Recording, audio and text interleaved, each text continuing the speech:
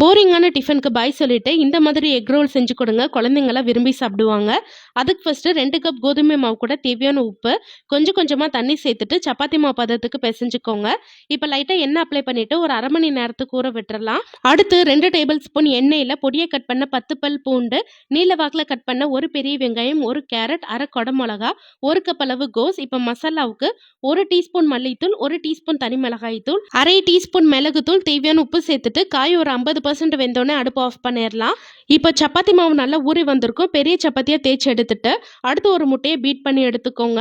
இப்போ தோசைக்கல் நல்லா சூடானோடனே ரெடி பண்ண சப்பாத்தியை 2 சைடும் வேக வச்சு எடுத்துக்கோங்க. இப்போ அதே தோசைக்கல்ல கொஞ்சமாக எண்ணெய் அப்ளை பண்ணிட்டு ரெடி பண்ண முட்டையை சேர்த்துக்கலாம்.